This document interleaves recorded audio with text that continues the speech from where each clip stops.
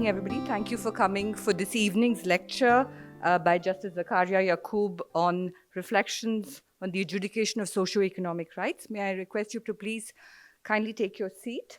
At the start, may I request Mr. R.V.S. Nayak, our president of the Karnataka Jurists Commission, to make a welcome speech. Thank you.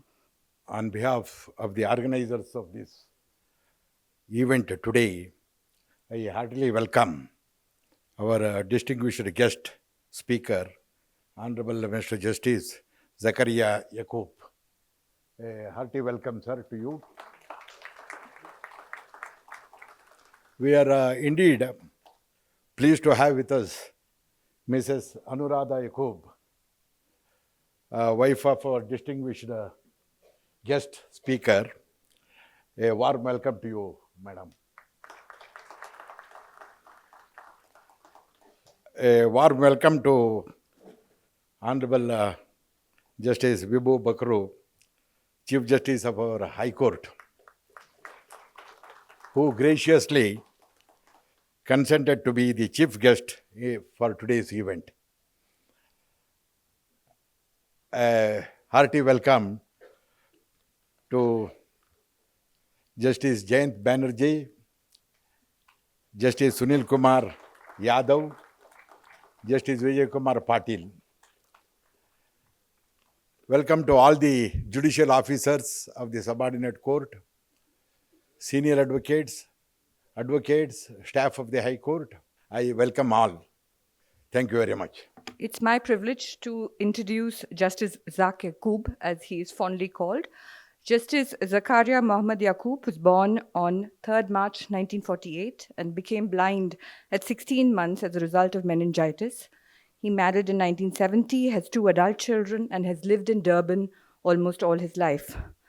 Justice Yacoob attended Durban's Arthur Blacksoul School for the Blind from 1956 to 1966 and went on to study for a BA at the University College Durban, now the University of Durban Westville, majoring in English and private law. From 1970 to 1972, he completed an LLB at UDW. He was involved with many clubs and societies at universities and helped organize activities, including the first elected Students' Representative Council. Justice Yacoob served his pupillage in Durban, the natal, until 1973. Then he was admitted as an advocate at the Natal Provincial Division of the Supreme Court, where he practiced until 1991. He joined the Constitutional Court of South Africa in February 1998. He was the chairperson of the Durban Committee of 10 in 1980. Its aim was to alleviate the plight of pupils, ensure the release of those in detention, and facilitate talks between pupils, students, parents, and educational authorities. He was a member of the executive of the Natal Indian Congress from 1981 to 1991, in which capacity he organized and took part in protests, produced and distributed publicity material, and organized and addressed many anti-apartheid mass meetings. Justice Yacoob was a member of the Durban Housing Action Committee from 1982 to 85. Justice Yacoob has been kind enough to come to Bangalore many times and lecture to many of us. Personally, as a young law student in my 4th year, I had the privilege of studying under Justice Yacoob and Justice Jeevan Reddy. So your conversations from then still hold good today. Thank you so much for joining us today, and we maybe now invite you to kindly deliver today's lecture. Good evening, everyone. Chief Justice, thank you very much, firstly, for having me here and for honoring me in the way in which you have done. You invited me, and you invited my wife as well, for which we are very, very grateful. And I hope that you will consider what you receive for it worthwhile. So, my topic is going to be the adjudication of social and economic rights. What I will do is start at the point where our Constitution was drafted and adopted, and talk about why it is that social and economic rights were included in our Constitution in the first place. Because everything has a context, and things happen differently at different times. And I don't know if our constitution was drafted in 1947, whether we would have had social and economic rights in it, because they may not have been pressing needs at the time. Part of the problem in South African society was apartheid. Apartheid discriminated against the majority of the population, 83% of the population, the African people of our community, who had no vote. They had no vote. They were not treated as human beings. They were underdogs in a way. And under apartheid, they could only come into towns and so on if they had employment first. Now, how you get employment if you can't go to your employer in your effort to look for a job, heaven alone knows. But somehow they're supposed to get it. And it used to happen in some interesting ways, because a worker had a connection who was working with somebody, and they would go and recommend this person and so on, and they may be employed. But I mean, really, it was not a good law. So apartheid was there, and our constitution has its roots in apartheid and has its roots in the struggle which the South African people engaged in under the African National Congress to get rid of apartheid from our society. The apartheid regime had laws which prevented any kind of mixing of races. It had, and that regime resulted in the fact that virtually all the African people were very, very poor. The Indian and colored people were somewhere in the middle, and the whites were in control of society, and they were the richest of them all. And the whites still remain largely in control of the company through all sorts of companies and accreditations and working through and all sorts of awkward arrangements. So sometimes one would think that the owner of a business and the runner of a business is an African person. But if you disaggregate, on the disaggregation, you will find that that's different. So in the process of drafting the Constitution, there were a number of things we had to do. The first thing was to include a number of fundamental rights. This was during the settlement, when our final Constitution came into effect, a settlement which had to occur between the people of the country and the regime, because the regime could not contain the people any longer. So discussions were held, long discussions. The process took 3 months to draft the Constitution. And actually, it's not such a long process. 3 months is not a long time for what was achieved. And what we did was I was part of that process, and what we did was we went into the jurisdictions of many countries to work out what our Constitution should contain. As far as fundamental rights were concerned, we followed the Canadian model, and the Canadian model is that the rights are stated in unqualified terms, and then we have a general limitations clause which says that all the rights may be limited by a law of general application, which will ensure that the limitation of the right is reasonable and justifiable in an open and democratic society based on dignity, equality, and freedom. But socio-economic rights had to be included in our Constitution because the poverty which had been caused directly by the apartheid system. And if we were to rid society of the poverty created by apartheid, which was essential if we had to have a society which was apartheid-free, one of the things which was necessary to do is to have social and economic rights in our Constitution. How far they've succeeded is another matter, and hopefully I'll come to that. So the first case in an attempt to adjudicate social and economic rights came to our court, and I happened to be at the court at the time, and the Chief Justice allocated me to write that judgment. But the judgment, although I wrote it, is not mine, I must clarify. because we all consult in the writing of the judgment. We send memos to each other, we talk to each other, we discuss things and so on. And ultimately, the judgment writer is no more than the scribe. He pulls together all the threads of all the discussions and writes a judgment. So it's my judgment in name, but it's actually the court's judgment. One must actually remember that. So let's see how Section 27 is and how the court interpreted it in its first judgment, which is the Grootboom judgment, Grootboom.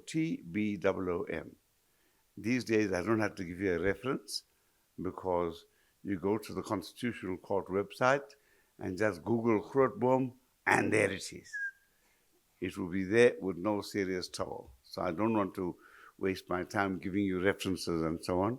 And it's nice because I don't even have to worry about remembering them. Anyway, the social and economic rights are contained in sections 26 and 27 of our Constitution.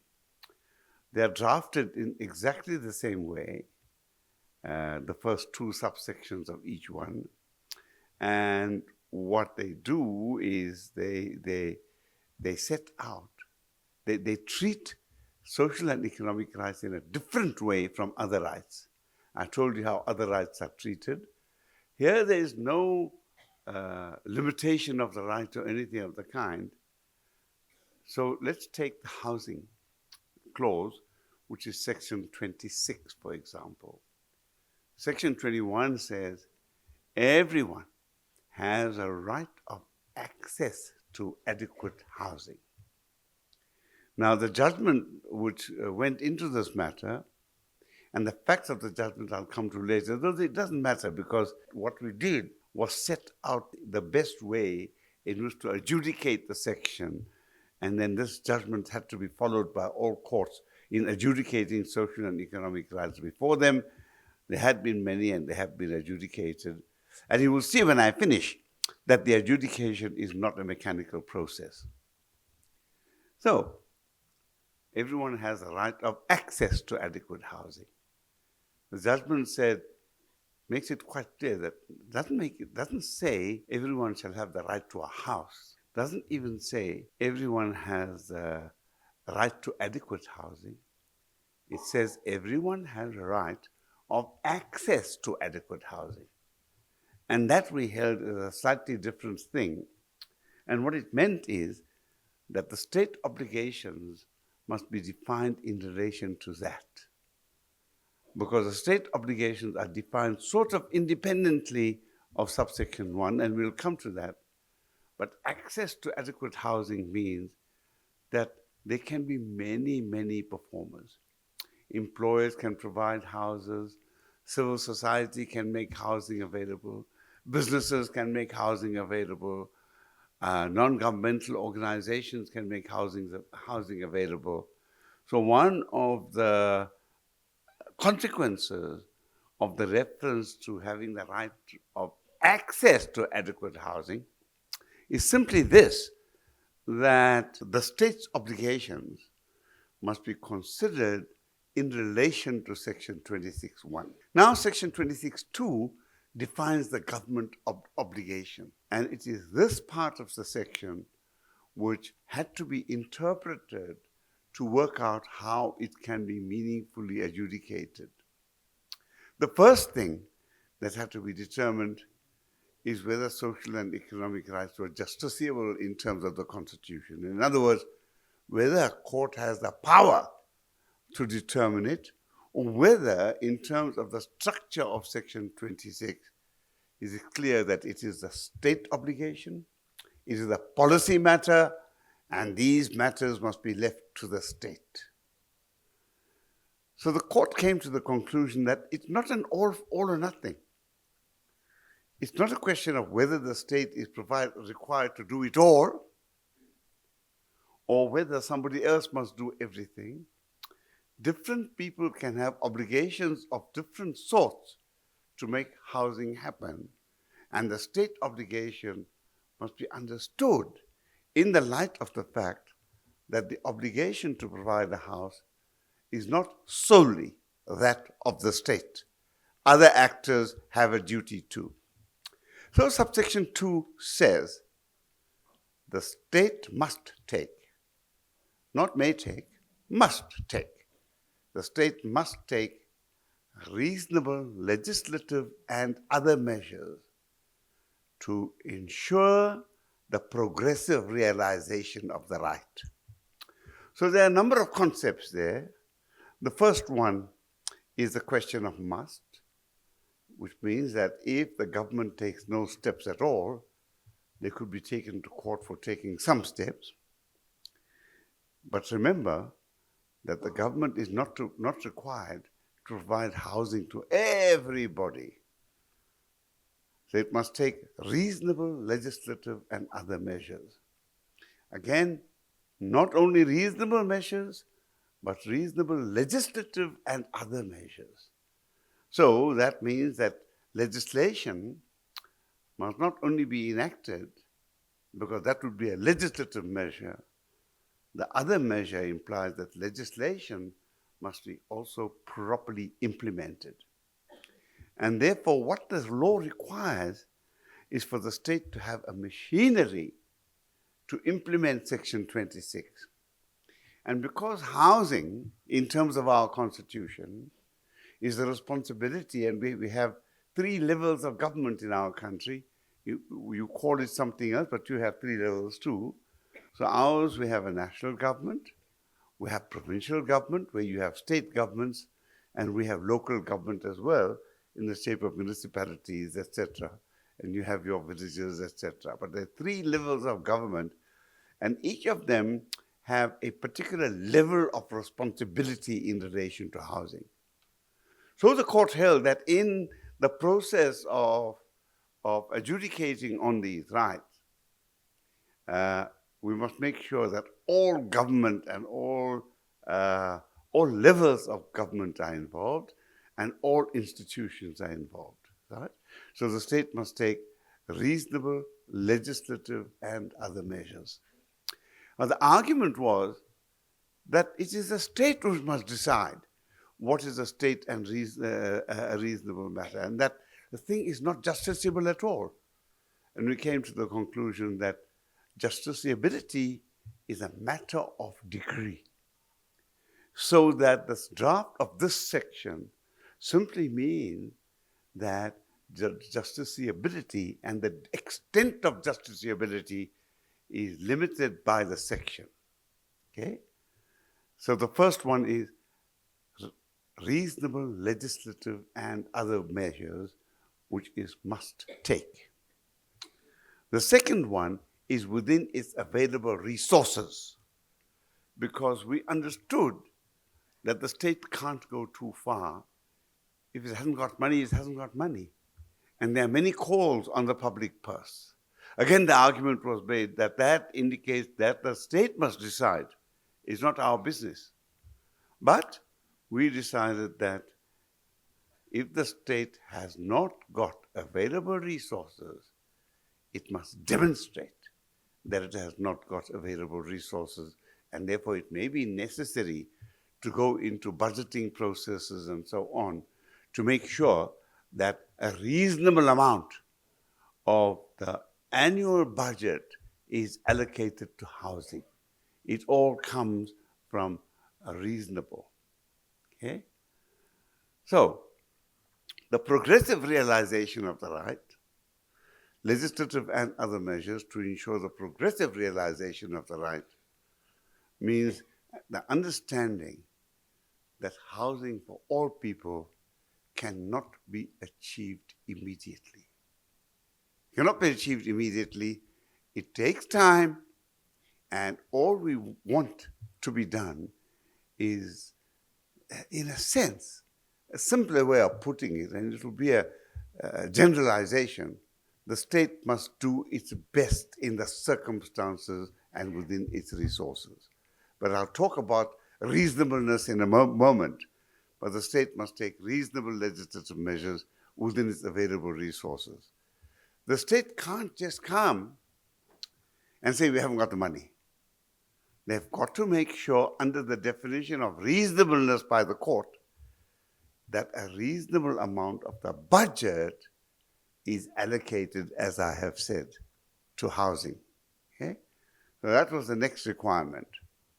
But the most important element of the judgment was to talk about the meaning of reasonableness. Okay? Reasonableness is both a limiting factor in relation to the extent to which they can go, but also it is a factor which can be worked through extensively.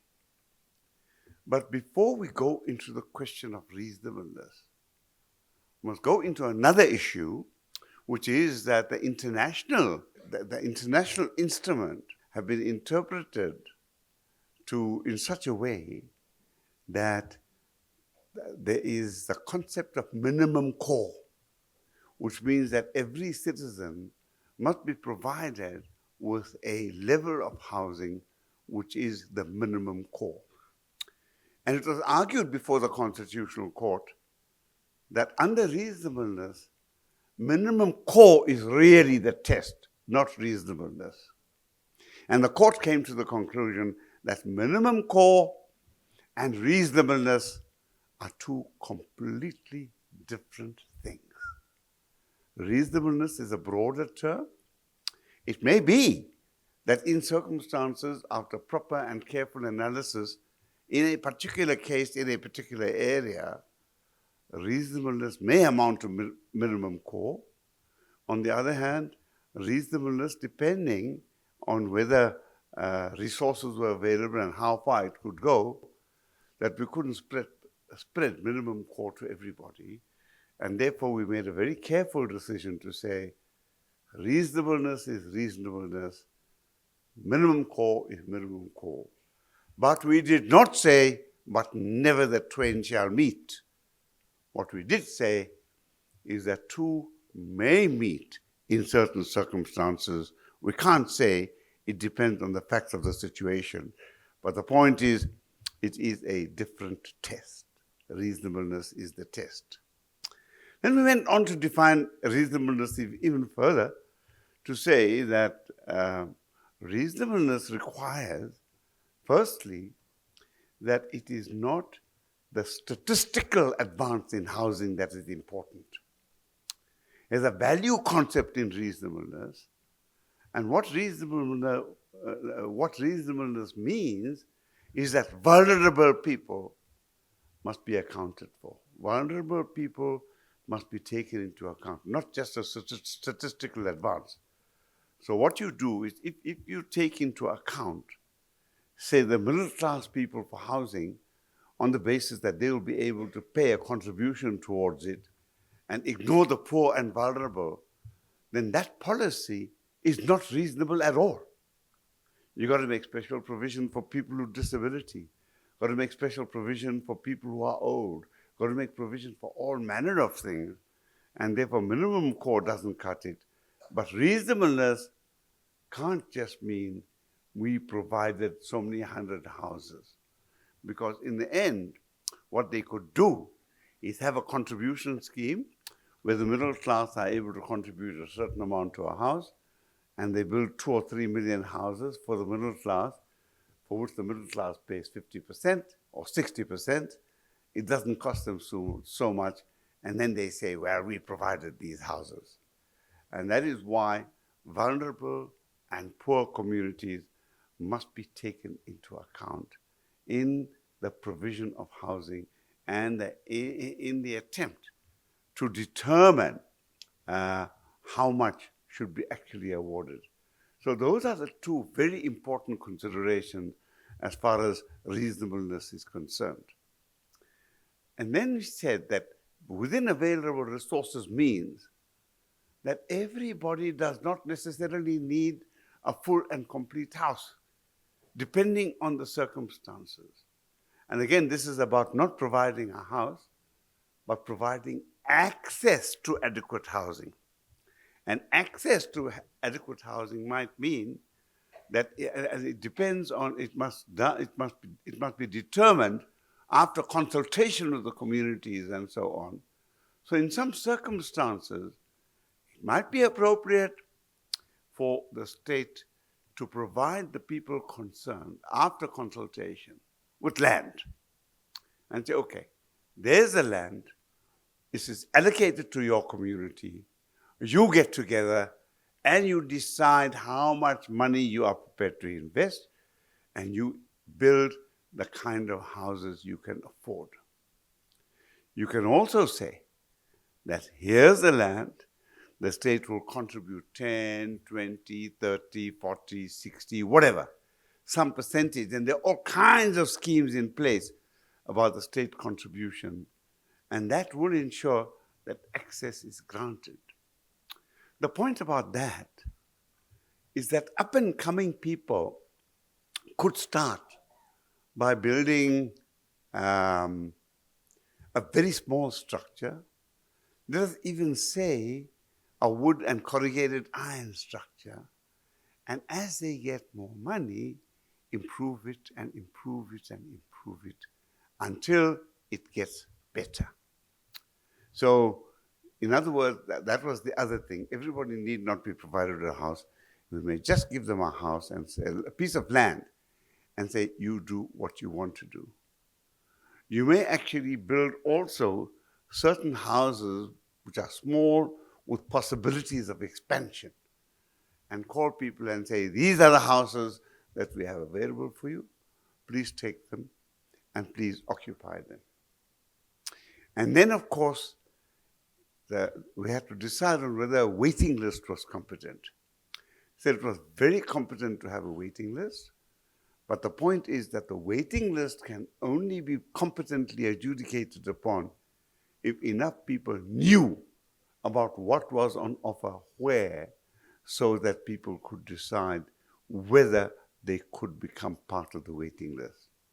But municipalities cannot say, because of the poverty in our community and so on, that we have no waiting list and therefore we are not going to give anybody a house. We're going to spend the money on something else.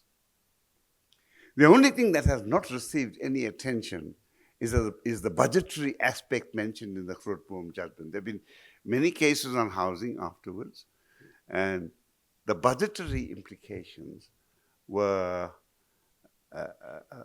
that we could go into the budget, the state budget, to say, determine whether a reasonable part of the state budget has been allocated to housing.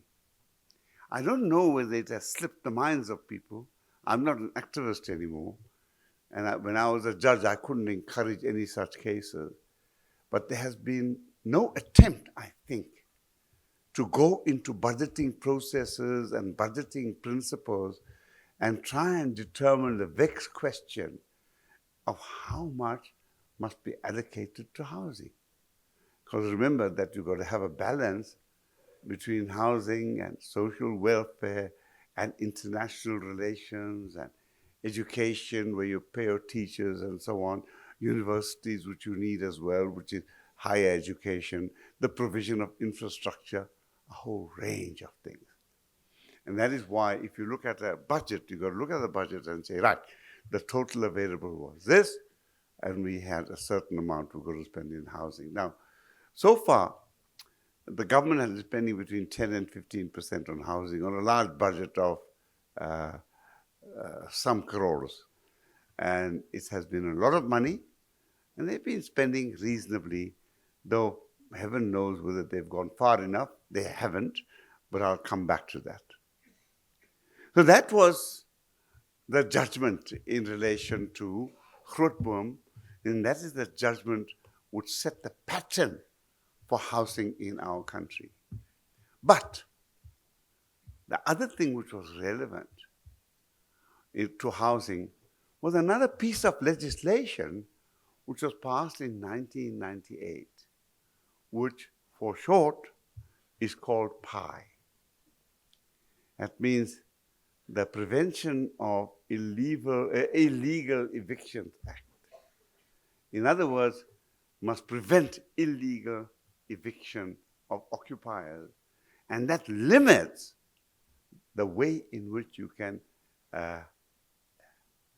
evict occupiers of land where they have their homes. Now, ordinarily, you've got to have a lease or something of the sort. And the private law is such, and I think the private law is the same here, that if you are occupying a property, the owner's right is paramount. And therefore, the owner can, unless the person occupying the land can show a right to be there, granted by the owner or obtained in some other way by prescription or whatever it might be, he's got to leave. So the owners in ordinary common law was on the owner, and only the issues in such a case were: does he own the land? If she doesn't own the land, does she have a sufficient authorization to occupy the house? And of course, the occupier had the onus of demonstrating that there was the authorization, and there was no authorization, and that was it. This 1998 legislation took matters a little bit further and must be seen in conjunction with Section 26. The section provided that people who have in occupation of land on which they live and who don't have permission of the owner to be there can only be evicted rather, if it is just and equitable to do so. And the questions you take into account is how long they have been there. That's a very important factor, because if somebody goes and gets into a property by trespass, and the effort is made to throw them out within a reasonable time, that's okay. But if the owner allows somebody to stay there for 4 or 5 years before they take any steps to throw them out, then there's a problem, because you can't throw them out on the basis that you're the owner. You then have got to show that it is just and equitable. And the longer you stay, you have been staying there, the more difficult it is to evict. And then, of course, you take into account factors like the size of the family. So if you are an adult, you're a single person, you take into account whether the person is employed or not. And if he's employed and can afford a house and is staying there, then that's basically the end of that. The person is evicted. So that is the process there, where the common law has been completely changed to provide for eviction only when it is just and equitable to do so. Okay? Now, having said that, of course, the size of the family is important. As I said, if it's a bachelor and is earning money, that's it. But the size of the family, the income, whether there are any people with disability in the family, etc., etc. There's a whole range of factors, but the factors are not exclusive. They're not exhaustive, the ones set out in the legislation. The court can take into account any factor within its discretion to see whether it is just and equitable to do so. So, the implication that the proper application of Grootboom, taken together with the PI Act, caters for many of the housing needs. Now, the municipalities has a duty to provide housing in most areas.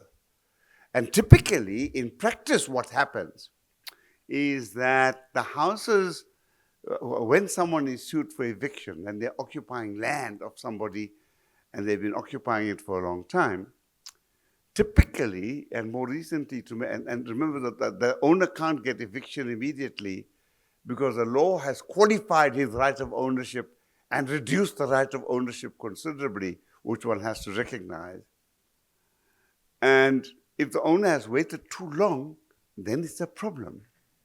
So all kinds of factors have to be taken into account, and that's a very important aspect of the puzzle. So I think I'll stop here. I've given you an indication of how the law. Oh, no, I haven't finished the one bit where I was saying to you that typically what happens in a large area is we take into account the municipality's obligation to provide housing. And in a typical case, and we've done that in many cases, what we do is say, well, the order for ejectment is granted, okay? Execution will occur in a date exactly 1 year from today. But the condition for execution is that the municipality must make available housing for the people concerned within the period of 9 months before, for example. So there's a 3 months delay between the date on which the municipality is obliged to provide the housing and so on. And very often, these periods are negotiated between the municipality's lawyers and the community's lawyers and so on. And the municipality will then say how long it will take to provide the housing, and the dates are determined accordingly, and people can go back to court. So we've gone a fairly long way, but has the state done enough? Has the state been providing houses? Up to 2009, the housing provision was quite good. After 2009, corruption in our society began. So if you see the houses now, they're a crying shame because commercial tenderers bid for a tender to build, say, 2,000 or 3,000 houses. And of course, the price is highly inflated. And of course, the municipality officials concerned and other parties involved share the excess money which they get out of it. And as a result of it, as a result of all that conspiracy, if you look at the houses built now, they are of such miserable quality, it is not true.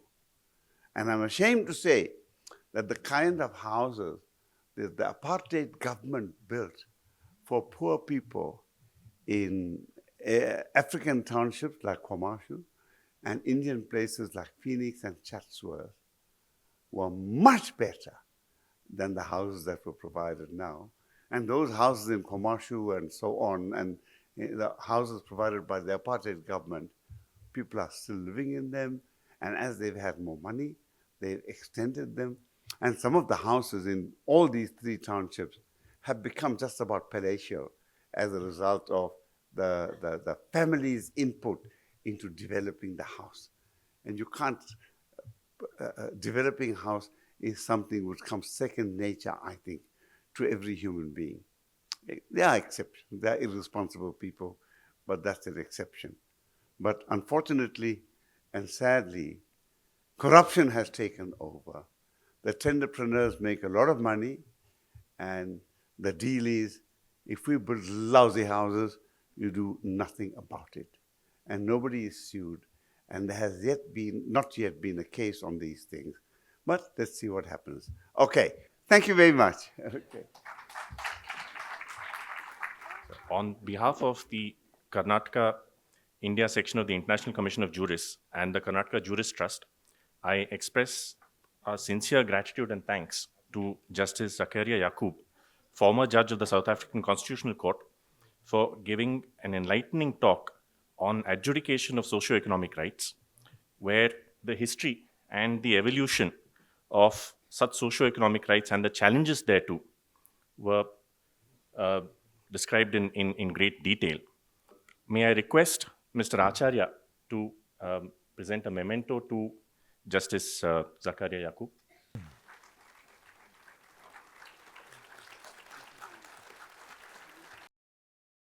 I also thank Mrs. Anuradha Yacoob for her presence and her help. May I request Ms. Vaishali Hegde to present a bouquet to Mrs. Anuradha Yacoob. I would also like to thank Justice Vibhu Bakrut, the Hon'ble Chief Justice of the High Court of Karnataka, for agreeing to be the chief guest today and also for suggesting and permitting the use of this wonderful auditorium. Thank you, sir. I would also like to thank Justice Jayant Banerjee, the President of the Karnataka Judicial Academy, Hon'ble Justice Sunil Dutt Yadav, Hon'ble Justice Vijay Kumar Patil, and Justice Nijagannavar for being present in this talk. I would also like to thank Mr. R.V.S. Naik, the President of the Karnataka Commission of Jurists, for presiding over this talk, and also Mr. B.V. Acharya, who is present on the dais, for gracing this talk. I would also like to thank Srimati Radha, the Director of the Karnataka Judicial Academy, and the Deputy Directors for making all the arrangements in this Judicial Academy for hosting of the talk. I would also like to thank the National Law School of India, University, for making arrangements for inviting Justice Yacoob to Bangalore for this entire week. Lastly, I would also like to thank the judges of the District Judiciary, senior counsels, advocates, and students from various law colleges, and the members of the general public who are present here for the talk. With this, could I also request all of you to stand up for the national anthem? जनगण मन अधिनायक जय हे भारत भाग्य विधाता पंजाब सिंध गुजरात मराठा द्राविड उत्कल बंगा विंध्य हिमाचल यमुना गंगा उच्चल जलधि तरंगा तव शुभ नामे जागे तव शुभ आशीष मांगे गाहे तव जय गाथा जन गण मंगलदायक जय हे भारत भाग्य विधाता जय हे जय हे जय हे जय जय जय जय हे